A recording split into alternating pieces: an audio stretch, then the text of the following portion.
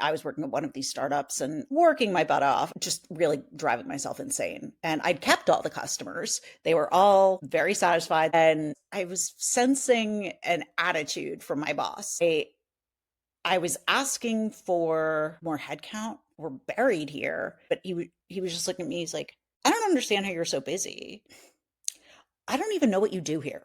Welcome to Customer Unsuccess, the podcast where we cut out the noise and talk with real leaders about their hardest lessons in customer success and other go-to-market motions. I'm your host, Joe DeGrande, and in each episode, we're going to unpack real challenges from real leaders, failed tech implementations, a strategy that didn't yield results, or difficult customers. But more importantly, we're going to take those lessons learned and share them with you so that way you can avoid those same mistakes with your team. So if you're in customer success, sales, or other go-to-market motions, stick around to hear from the best. Now let's dig into it. On today's episode, I'm joined by Rachel Provan. She's the founder and CEO of Provan Success, and we dig into building CS from scratch, from winning over the C-suite and the psychology that actually moves adoption. You'll leave with an outcomes-first onboarding flow, how to make champions the hero, and when to tee up expansions. Plus, we have a pretty wild story on how she botched an SEC filing and still kept her job. I really enjoyed this conversation. I hope you do too. Now let's dive in. But otherwise, should we kick this off? I'm ready. Awesome. Well, Rachel, thank you so much for coming on the Customer on Success podcast. Great to have you. It's my pleasure. Thank you so much for having me. Awesome. Well, good stuff. So if you're not familiar with Rachel, she is the founder and CEO of Provan Success. And she's also has about, I think, what was it, Rachel, about like 18 or 20, somewhere in that yes, ballpark? 18 years. Hey, don't age me. 18. I'm an adult. Hey, I listen, can't drink. no. There. That's well, I'm sure you've gathered a ton of wisdom during that time, regardless, which is, again, why we're always here. Like, I'm always curious to hear, anybody that's been on the front lines and all the challenges, right? Like, that's why we're here for Customer on Success. I think, we've had, I don't even know by the time this launches, what episode we're at. We're obviously definitely in the double digits, but we've gotten some great feedback from the audience, and everyone's looking for more to just how to avoid those mishaps in their career. And I know you've obviously had such a ton of experience, and more specifically, we were talking recently, just chatting about building a CS department from scratch. Yeah. And I know that's like a huge undertaking, especially at like startups and things of that nature. And it's like a lot to take on, right? Also, you got to be scrappy. So I'm curious as far as like, when you were in that position, like, I guess, tell me about that story and like kind of how you approached it. And I'm curious to learn more.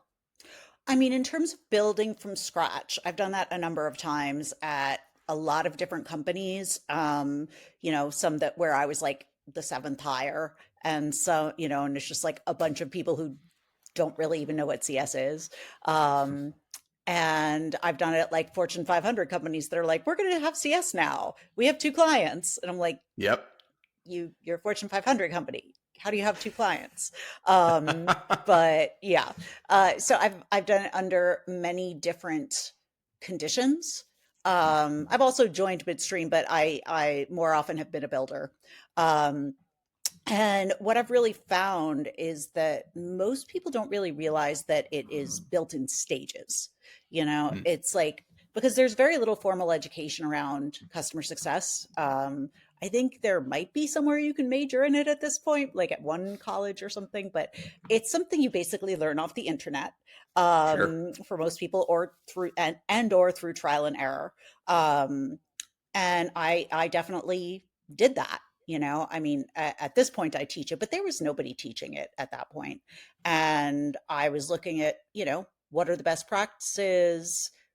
What exactly do I need? And I didn't really realize that I was trying to build things that were for much bigger companies, and having trouble understanding, like, why aren't I getting the results? And the C-suite being like, why don't we have these results? Why don't we have 125 NRR? We're 6 months in. And I was like, I know. Yeah. Terrible. It's like I had a spreadsheet in one CSM. It's like, I don't know. I don't know. It couldn't possibly be that I'm completely in over my head. Yes. But because of that, there was a lot of time the time where I didn't know what I was doing. I was just doing the best I can. And Sure. the goal of CS has changed so many times since I started. From like white glove, consider us a member of your team, to like NPS, let's be happy, Right. to, outcomes. And outcomes has really been the thread the whole time. But now to like, no, it's commercial and it always has been. It's like, okay, boss. Right. It's and what's funny is we've picked up pieces that we have to handle the entire way along, but we never get to put any of them down. And a lot of arms are getting heavy. And something I heard from one of my coaching clients yesterday was her boss wants her to build an AI agent uh, Hmm. to handle customer success. Yep. It's like And build when it's maybe like she doesn't have you the want technical. yeah. Yeah. I was like, you want someone to build something to replace themselves. Yeah. No conflict of interest there.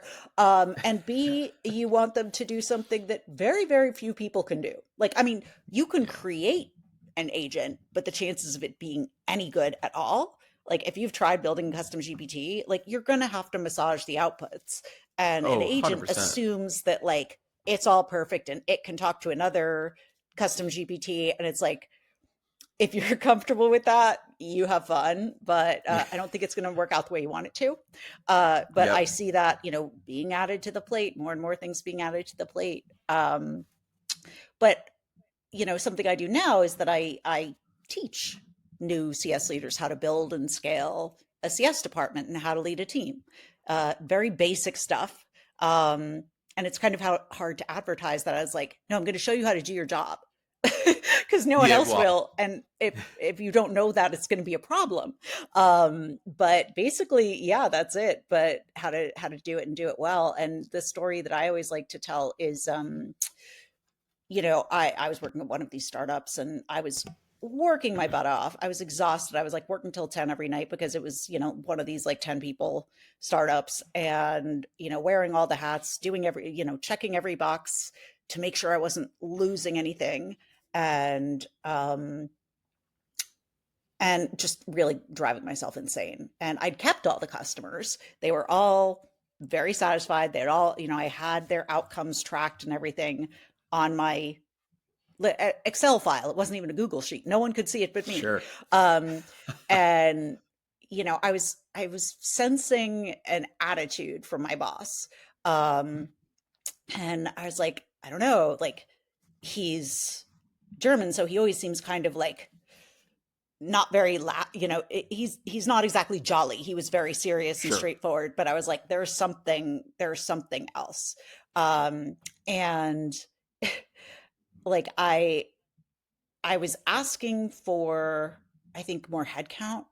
Um, I was like, we're just, we're buried here. And, if you want to keep getting more clients, we're going to need more headcount because like we don't have a tool. You won't get me a tool. Mm. And we probably didn't need one yet, honestly. One more person would have done it, but he was just looking at me. He's like, I don't understand how you're so busy. He was like, I mean, I don't even know what you do here. Oof. Yeah. And Yeah, that's rough. I really think that so many CS leaders have that going on without them knowing that Hmm. is what the C-suite is thinking about them without saying it, because they're expecting one thing from CS, and it's probably not very realistic based on how much they've enabled them in terms of time, tools, people, processes, clean data. you know Sure. they're expecting an ATM machine, and that's just not how CS works. It's, I like to say, it's the broccoli of the business world. It's not sexy. We're not the cookies, but you got to eat your broccoli or you're not going to be healthy. We're about Sure. long-term health. And honestly, if you think about it, the SaaS model collapses without customer success Of course. Yeah. because It's they rely on retention, and retention is not automatic. And thank God boards are starting to actually recognize that, because of course. founders don't really. Hmm. And I can't blame them so much for that in terms of the psychology. You don't build something and think like, well, I built this, but nobody's going to be able to get anything out of it. Like no one's Right. going to think that. They're going to think like, well, I built the thing, they bought it, we showed them how to use it, success. And humans do not work like that. Of course. Computers work like that. That's nice. Um, but I like to give the analogy that I think I've had 5 gym memberships and I have never had a six pack. And that is not the Yeah. fault of the gym. It is really hard to motivate people to Yes. use something. We hate change, we hate new things, we hate having to learn, especially the more AI comes out, we are hating having to learn. Just like, no, just do it for me. I don't want a thing. You do it. Um, Yes. my brain is It's rotting. it, it's so interesting because I'm even catching myself in certain things, right? Where it's like I'm always not always. I'm sometimes deferring to AI to execute Yeah, and stuff. I'm like, you know what? And then I'm running around in circles, like, oh, it's hallucinating again. Oh, it's not working. I'm like, all right, you know what? Why am I even going down this path? right. Maybe it would have just taken me 10 minutes less by just doing it organically, how I've always done. And Yeah. yeah, we're in a weird point of understanding like Yes. our own minds and how it's interacting with AI. I mean, I heard some reports about how like certain parts of our brain are atrophying. And I was like, I'm honestly not that concerned because all it shows is that our brains are incredibly adaptive. True. Um, it's not going to keep building the same neural pathways if they're not active anymore and you're using different ones. So that stresses me out less, but it is more about, reminding myself to keep that human connection. Um, and it's funny because it's this balance of like, that is a stupid thing and I would love to outsource it. But at the same time, it's like, are you really going to an AI model to write an introductory email?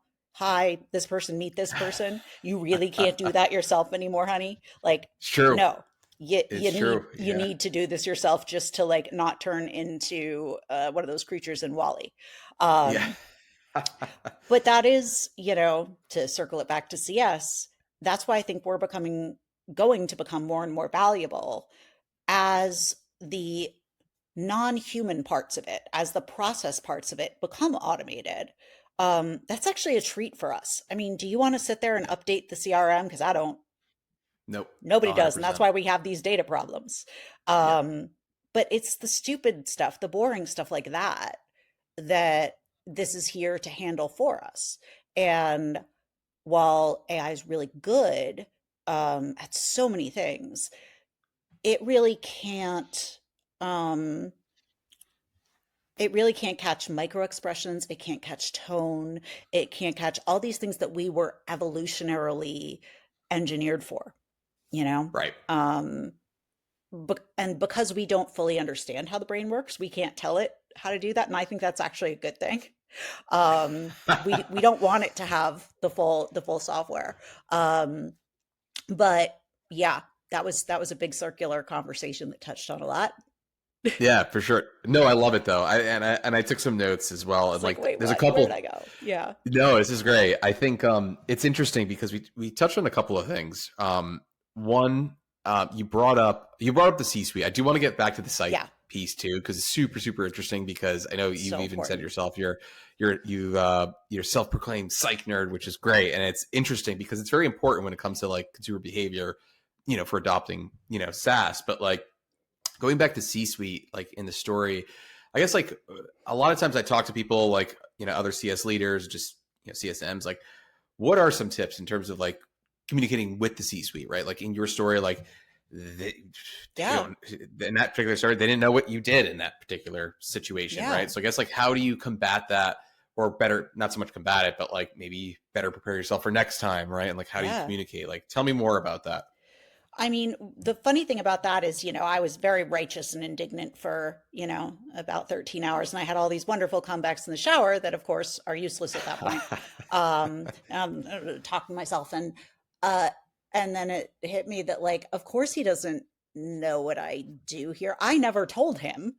And he's like a tech guy, like he knows, he was basically had been a CTO before.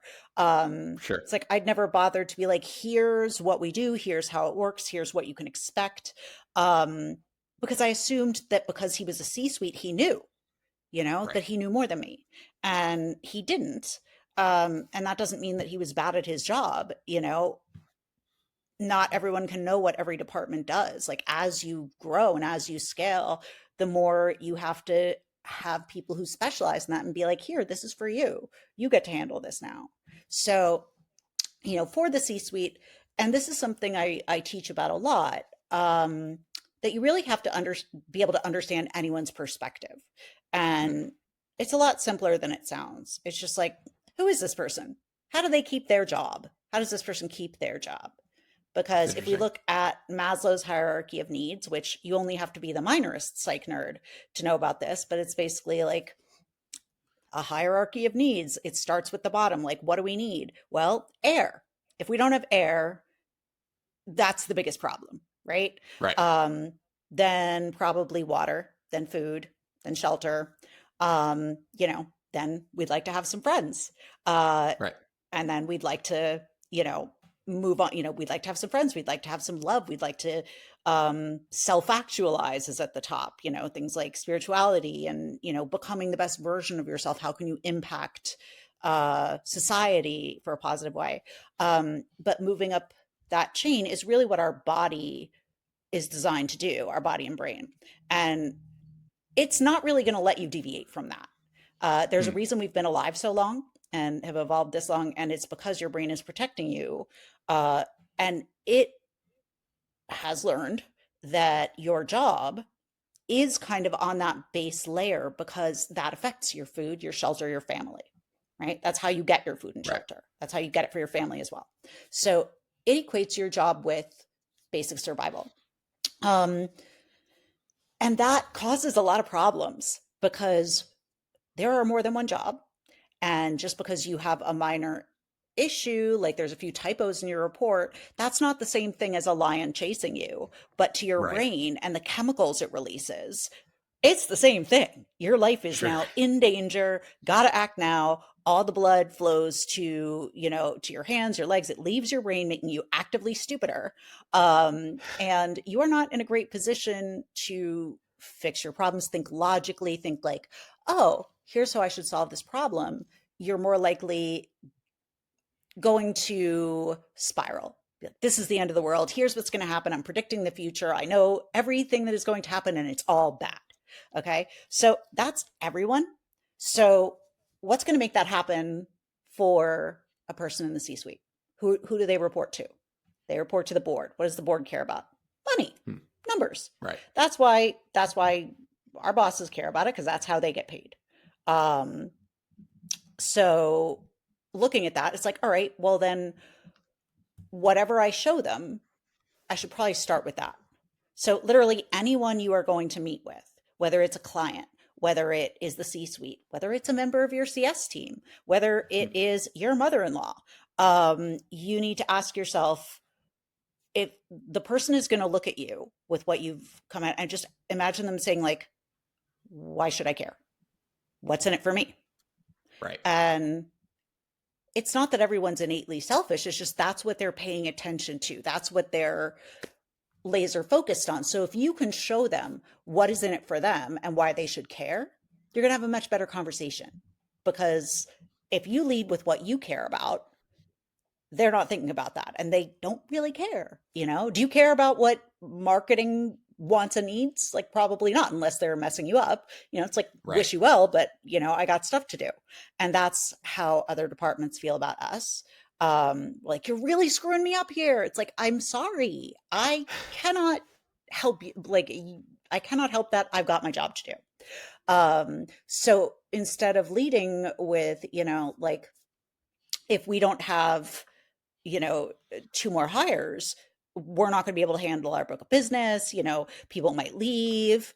And like, yeah, while that sounds bad, and people are going to be sympathetic to that, that's very different than, I would estimate we're not going to be able to handle at our current capacity and our current rate of growth, that we're not going to be able to handle this volume after October. And while we might be okay for a little while, there will be irreversible churn that will happen 6 months later, but it will be because of what we start doing in October. So you're going to end up, if we don't do something by October, we're going to end up with, an additional, it depends on your company, $750,000 churn. Just give it a number, give it a Sure. percentage. And I cannot emphasize this enough, you do not have to be 100% sure of the number. You can be 60% sure of the number, and that is fine because there's no way for anyone to verify it. People just want a general idea of what's going on. I'm not saying to make it up, but it's like generally when people are making these decisions and estimates, they say if you have an idea between 40 and 70%, make the call. Because if you wait for 100, the call is going to be made for you. Yep. So what does this person care about? Numbers. So what did I do? I went in, I led with the numbers. That's what's in it for you. You're going to get hurt here. And I didn't say like, oh, if you hire more people, it's going to boost retention, it's going to boost expansion. I didn't say that because loss is much more powerful than gain to our brain. We all like the sound of gaining something, but oh, you're going to lose something that you're already counting on. There's nothing the brain hates more. And that is something that we can use in customer success, especially to our existing clients. It's like, okay, I understand, but do you realize what you'll be losing here? All this time that you've invested, and all these records, helping them understand what they're going to lose access to. It's like, well, how do you plan on doing this without our product? Are you going to do it manually? Okay, what will you not be able to do because you're doing that? What are you taking off your plate? Yeah. It's interesting. It brings in the, oh, shoot. Now I don't care if they're never using your product. Saying that is going to make them think like, I don't have time. What the hell am I going to do? True. I mean, I do care if they're never using your product. Obviously, I'm in CS, but these are the ways that you can use how the brain works to help you in CS, because I'm going to tell you, the way the brain works is really not friendly to CS from the executive level. It's something called hyperbolic discounting, which basically means the longer out the reward is, the less I care, the less I believe it exists. It only matters if it's going to happen now. The further we get away from it, the less, it could be $1 million, but you tell me it's 2 years out. It's like, yeah, right. Okay. We'll see. It's like, I'm going to give you $1 million tomorrow. Now we're talking. Yes, let's go. But I don't believe you if you say it's in 2 years, even though a computer would be like, great, we're getting $2 million. This is awesome. It would understand a number is a number. And, we didn't know we were getting it anyway. We knew, we planned to live the next 2 years of our life without it anyway. Who cares? But it's all the stories we tell ourselves that I don't trust people. This is what people do. He could be hit by a bus tomorrow. But none of it is based in fact. So you may say like, well, what does that have to do with CS? If you're saying you got to pay all these people, they're going to be talking to your clients, and all that's going to happen is that they're going to keep using your product, which you think is going to happen anyway. That's a tough sell. And to be like, and now they're like, oh, you should be upselling. That's what you're here for.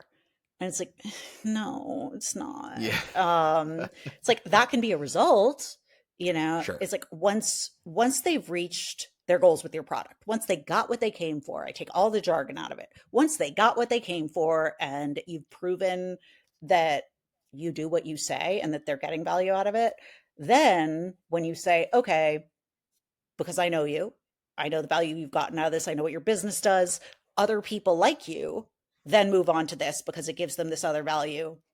And here's what it does for them. So that's where upsells can become easier. But you can't just go in and be like, hi, want to buy more? It's like, no. And most CSMs don't even want to do that because they got into this because they did not want to be in sales. True. 100%. Sales is easier. There's more glory, but you have to be okay with doing sales and enjoy doing sales. And I'm fine with it, honestly. I've had to become fine with it, but I would much rather be out there helping people than trying to sell them on something.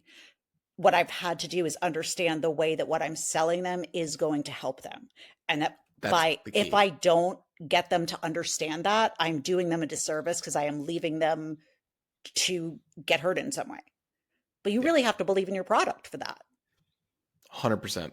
Yeah. If you don't believe in your product, it's hard to sell. And it goes back to, This is interesting because it's funny when you mention about like CS wants to go to CS because they don't want to sell, and then arguably salespeople, yes, you have to deal with a lot of rejection, Hmm. and that uncertainty.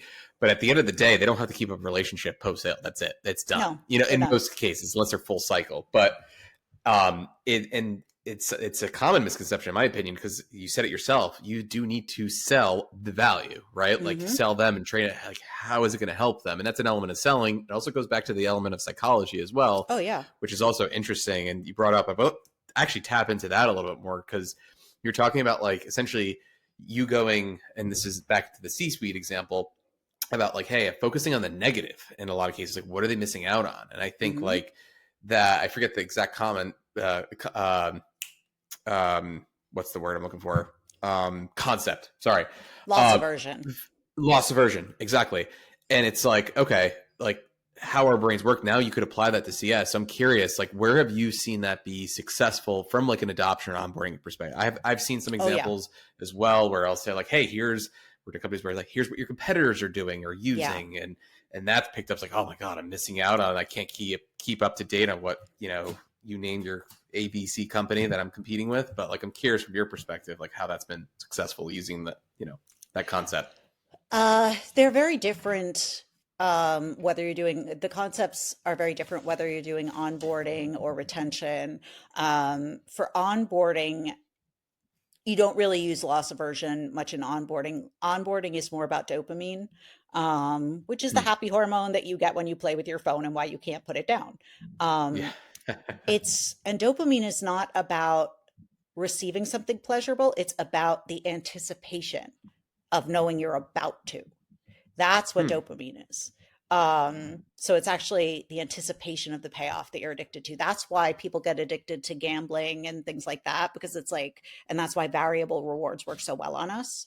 Um, you'd think it would be the reward, but no, it's like the, oh, I don't know, it's exciting. I think Yes. it's going to be it. So just the way hormones combine and the way they affect our brain. So that's something you can leverage, because like we don't want to be going in negative when we're just meeting people. It's like, when you're going to leave me, I'm going to go negative. But when you're just meeting people and you want to get them on board, that's what we're doing, onboarding, not checklisting, right? Right. They are True. not on board until they have achieved an initial value. It doesn't have to be the whole thing, but they have to be like, oh, I see how this is going to work and get me what I came for. Okay. All right.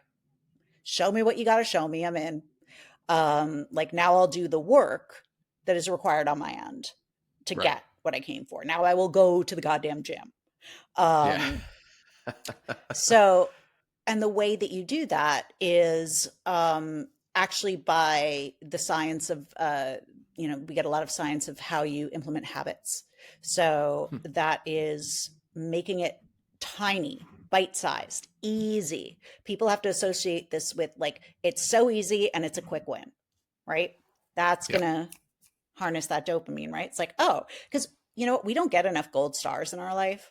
And I don't know about you, but like, I would like a little credit. I brushed my Sure. teeth this morning. I didn't have to do that. No. Yeah. But it's more just like, a lot of us, especially as adults, we're doing a lot of things for other people that gets no recognition. Yeah. And if we disappeared, it would be felt. And we know it's kind of like, yeah, you tacitly agreed to this. Um, because it's your job, because you had kids, because you this, that. That doesn't mean that it doesn't feel really good to be acknowledged. And we're For sure. starved for it. So when we tell a customer, like, all you have to do, don't worry about anything else, go in there, push this button, and here's why. Here's the benefit that you're going to get long term from it.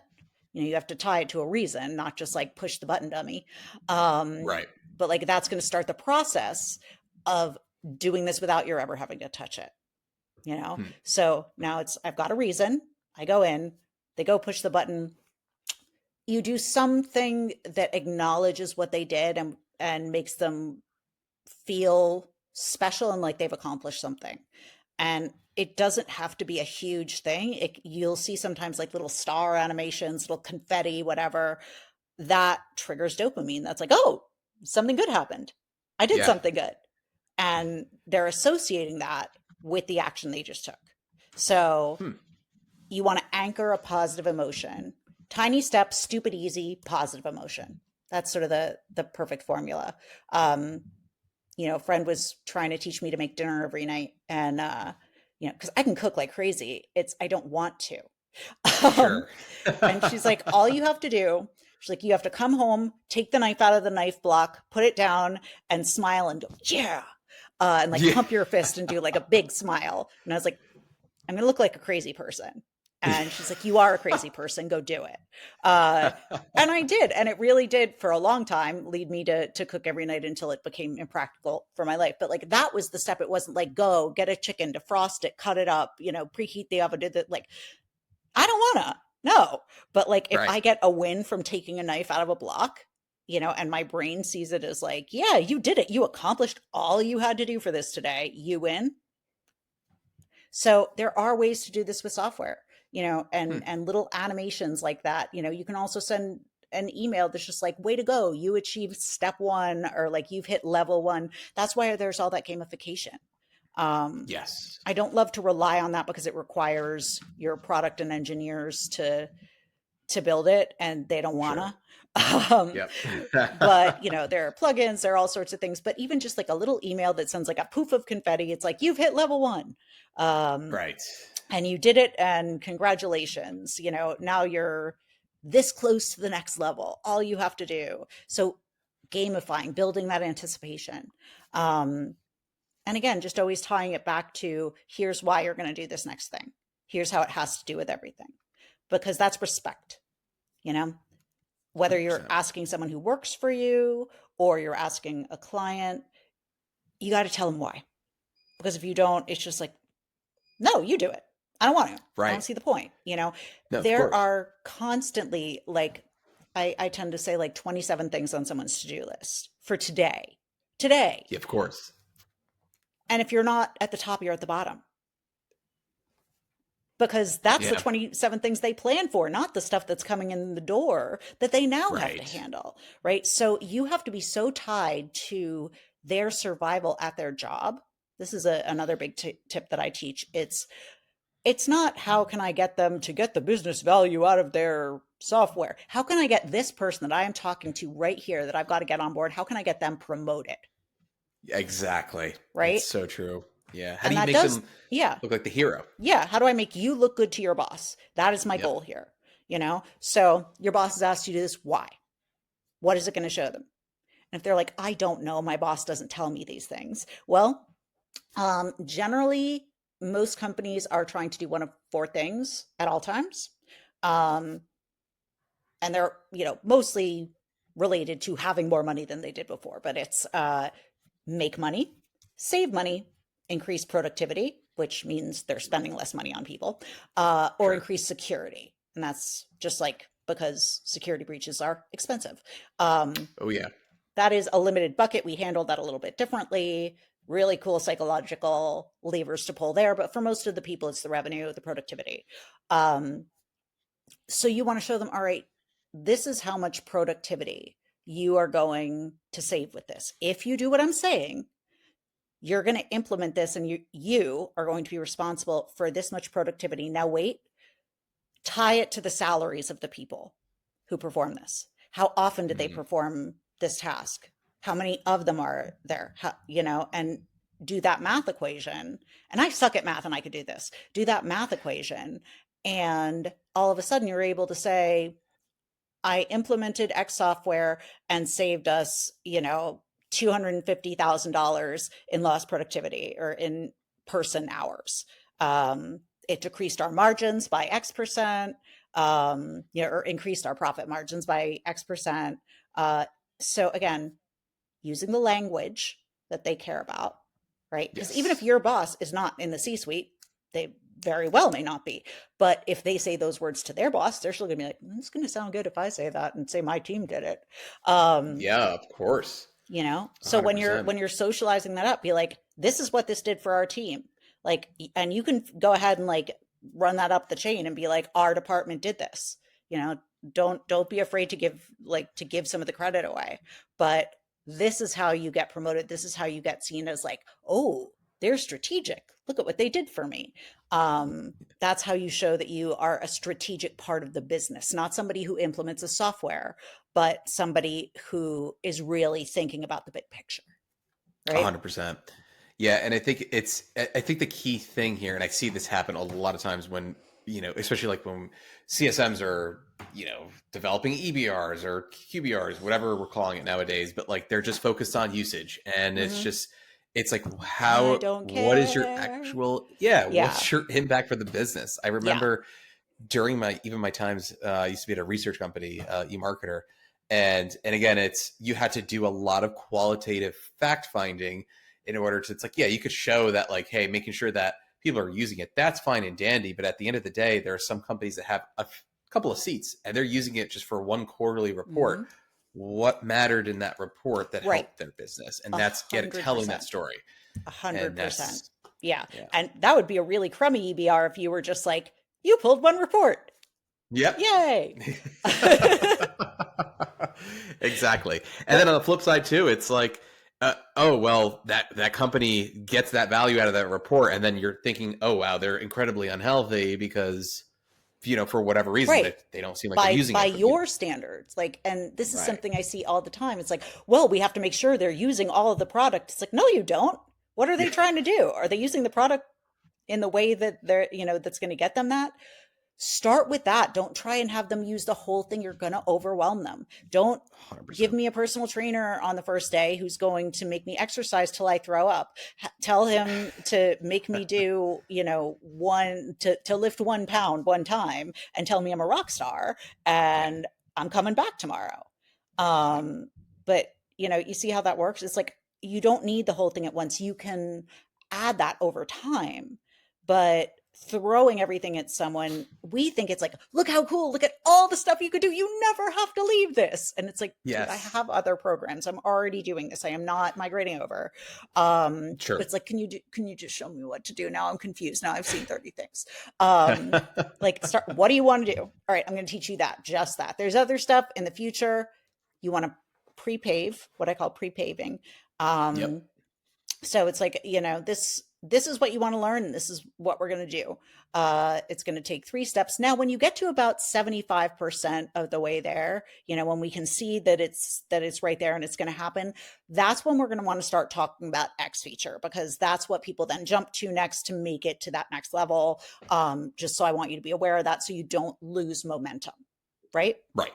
For sure. That is much different than them getting there and being like, hey, you want to buy this now? Yeah. Lots of people use it.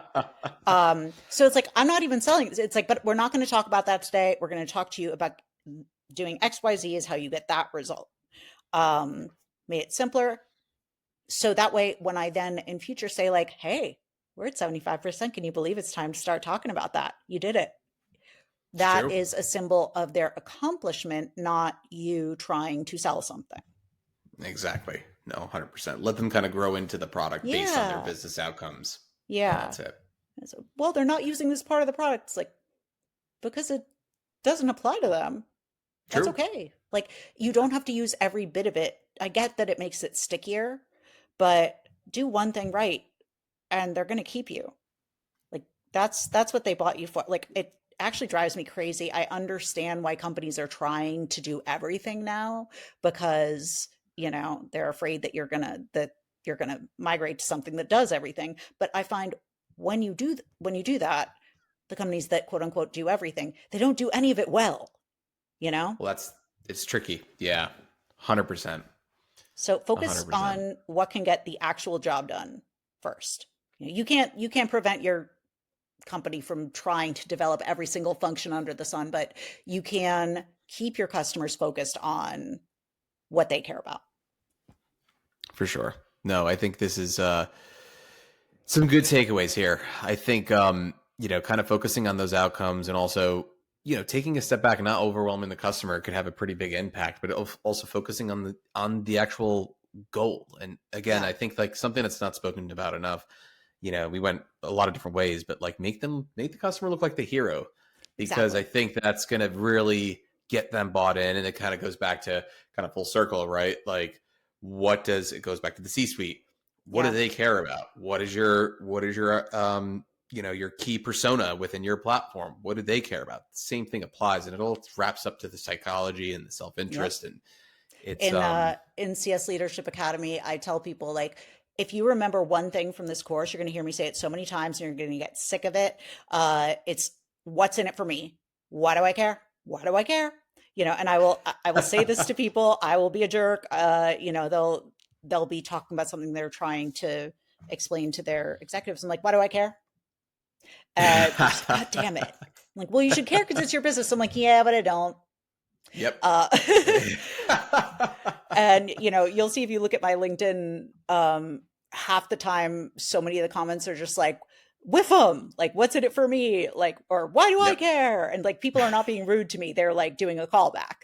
Um, Ah, but that really is, I have all these nuanced ways of going about it, but it really does come back to that. Why does this specific person care? Lead with that sentence, because I promise you it's going to fall out of your brain. You're going to go in there with a yeah, great plan, being like, I'm going to focus on this and they're going to care. And then we're going to transition to this. No, it's all going to fall out of your head because your brain is going to hijack it, being like, yeah, but we need this. So, what I actually advocate for, very practical tip, get post-its. Anyone you're meeting with, same day or day before, you need it in advance. The first sentence, just like, hey, I was thinking about something that could benefit you in X way. Like, what do they care about that could increase your sales or could make closing sales easier for you? yeah, This is me trying to get someone to sell to ICP clients more. Like, I thought of something that could make selling and closing so much easier for you. I actually have like um, a story bank and a diagram of what stories work best with what type of customers. Like, here were their pain points. Here's what it's like after they're using our software. Here's what they say they love. Here's what they don't have to do anymore. And if you use that, if you use their exact language, it will have instant resonance. Now, as a salesperson or marketing, they're like, yeah, please give me that. And that's like a positive loop that just, starts to run, because it's going to be easier to close the ideal clients, for right? sure. Versus, can you stop selling to those people? Like, they Yeah. hate it. You're screwing me up.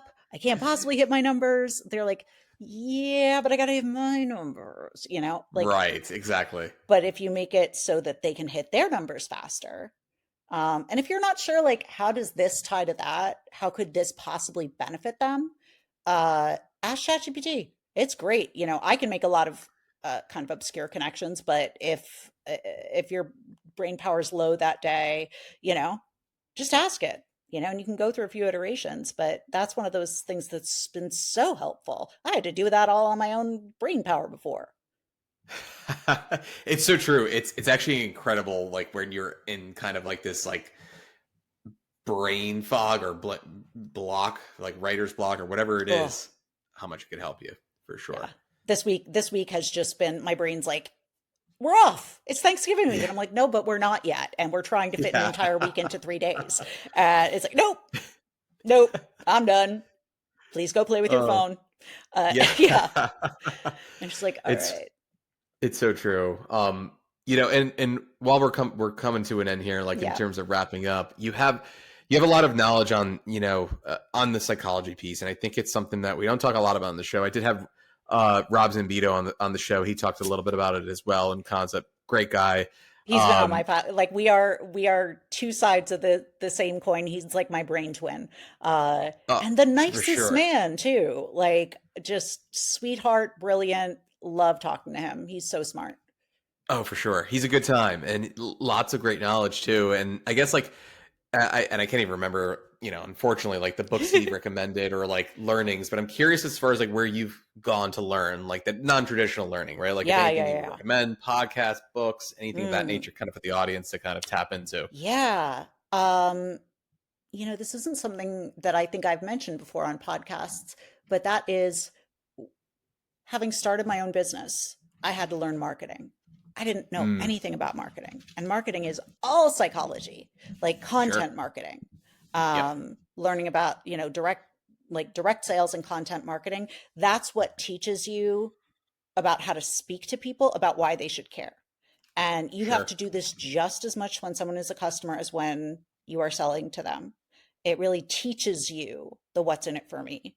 So I've learned a lot from James Wedmore and the Mind Your Business podcast.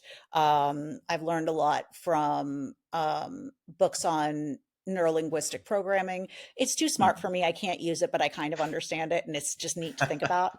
Um, I've also just learned a ton about how the brain works because I'm fascinated.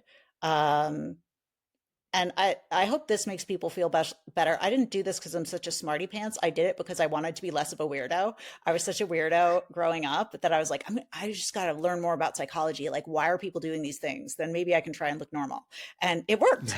You all think I'm normal. But that's what really got me into it, because like we don't make sense. The stuff, me too. The stuff we do does not make sense. It's against our own interests a lot of the time. So Thinking Fast and Slow, Daniel Mm, Kahneman. It's a thick book. If you want something a little more chill that will still get you the idea, Blink by Malcolm Gladwell mm. is a good one. Um, and I really like Robert Cialdini's Influence. Um, Really, really useful. I It's a do good have book a too. page on my website, provansuccess.com. If you go to the resources, I have all the books I recommend because I am a huge book nerd as well. But I do it all on audio at this point because my children consider my cracking open a book an act of war. So anything that's on there is probably going to be really good on audio because I can't take it if it's not. The one other one I'm Gotcha. going to recommend, just because it is one of my absolute favorites, is Never Split the Difference, which, Ah, great yeah, one. everyone loves that, Yeah. right? And the funny Yep. thing is, like, I'm such a split the difference person. Like, I wanna get along. I want to make it a win for everyone, but it really is so CS coded. You think you're like, oh, an FBI hostage negotiator. This is going to be so bro and so alpha. And so I'm a tough guy and you got to listen to me. And I thought I was going to hate it. And it's the exact opposite. And it's about leveraging your empathy, but in a way that's actually productive in business. So Right. really cool, really fun, amazing on audio. 100%. Yeah. Speaking of audio on that fact, for Chris Voss, loved his, it's like the one thing I loved about like Masterclass. If you ever Yeah. subscribe to the Masterclass series, his whole video series on the art of negotiation, Mm-hmm. great one too. And a lot of pieces obviously from, Never Split the Difference, but good stuff. We'll definitely include those links in the descriptions. That way people could kind of, dive into whatever they want to dive into first. But on that note, obviously like Provan Success, they could find you on there on your website directly. But where else can everybody find you, Rachel? Provansuccess.com is like the most direct. You'll be able to find everything there. I also have my own podcast called Psychology of Customer Success, a little bit on the nose, but easy to remember. And you can find me on LinkedIn. They haven't really been pushing my stuff very much lately. So I promise you, I do post all the time. But you might have to turn the notifications on to know about it. Yes. But you can always sign up for my newsletter. I give, under 5 minute psych tips for better leadership and CS work as well. Those are the main ways to search me out. Awesome. No, good stuff. Well, definitely can relate to the LinkedIn algorithm challenges, but Oh, 100% oh, definitely encourage yeah. everybody to, click the bell or whatever it is nowadays. Deplatform. Yeah. Get on my Yeah. list. It's really the only way you're Or going to get know I on exist. Yeah. 100%. Well, good stuff. Well, Rachel, thanks so much for coming on the show. Great conversations. And looking forward for everyone, to take in the wealth of knowledge from you. So thanks so much for coming on. Thank you so much for having me. I loved running my mouth about this. It's always fun for me to talk about and have people who actually want to hear me say it, rather than like my husband and my best friend who are like, Jesus Christ, we know. No, I totally get it for sure. No, always happy to talk shop. I'm sure everyone listening too. Awesome. Well, thanks, Rachel. Thank you so much. That's a wrap for today's episode. Thanks so much for listening. If you got some value from this conversation, hit subscribe, leave a rating or review, and share it with someone who's also out there trying to build a better customer success or go-to-market strategy, even if it's messy along the way. And if you want more frameworks, tools, automated playbooks, check out jodastouch.com and subscribe to our newsletter. That link is in the description. Thanks so much for being here. Keep building, keep learning, and I'll catch you on the next one. Quick note before we wrap. This podcast is for educational and informational purposes only. The ideas and opinions shared here are of my own or those of my guests, and don't reflect the views of any current or former employers, clients, or partners. We might reference tools, platforms, or companies, but nothing shared here should be taken as fact, endorsement, or criticism. Do your own research and always consult your team or legal counsel when making any business decisions. This content is not legal, financial, or business advice. It's just us sharing what's worked, what hasn't, and how we've learned from both. So thanks again for joining us. We'll see you next time.